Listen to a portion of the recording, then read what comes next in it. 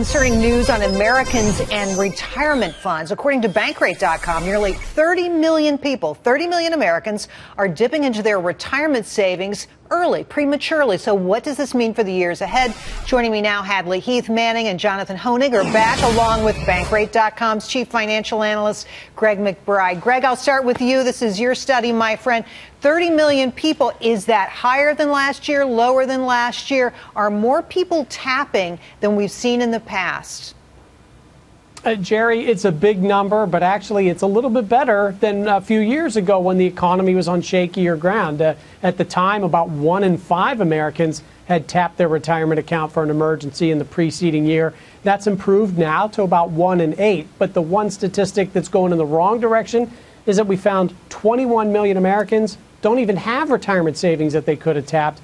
That's deteriorated from a few years ago. It used to be about 7% of Americans were in that boat. It's now up to 9%. And of course, what we know, when you tap that money early, this is money you can't make up. Time value of money. You got to make sure you keep putting money in. It's very difficult to make up that lost time. Jonathan, to you, what I'm wondering is if this is a canary in the coal mine. We have some folks in this survey saying, look, our personal situation is deteriorating badly. Does that tell us something about the broader economy?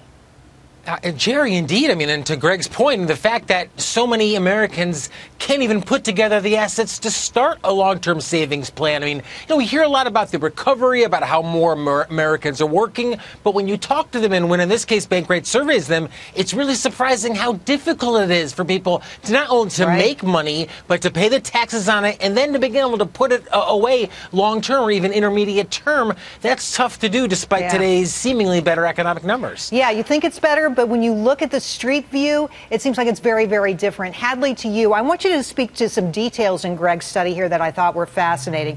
Boomers, people aged 50 to 64, 26% said their financial situation is deteriorating. But millennials say 40% of them, hey, we're better off. What about the disconnect here? What's going behind that in your view? Well, millennials were entering the labor force at a very difficult time. My cohort and I were entering during the midst of the Great Recession, or right after, when it was most difficult to find a job, especially if you had no experience. So my generation, I think we're risk averse in a way that older Americans aren't. Sometimes that hurts us. Sometimes that helps us. We were the least likely group in this survey to pull from our retirement funds for an emergency use. So that's good news. But on the other hand, sometimes it's good to take a risk. And you mentioned the time value of money. I think there are a lot of economic concepts, personal financial literacy concepts really that a lot of there. Americans don't know.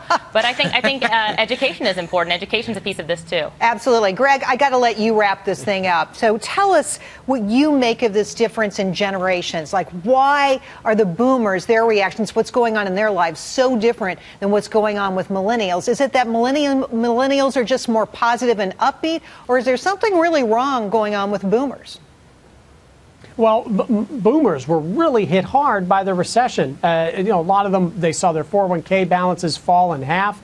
In many cases, they bailed out of the market. They never saw the recovery. The value of their house fell. They suffered more than any other age group in terms of long-term unemployment and now underemployment.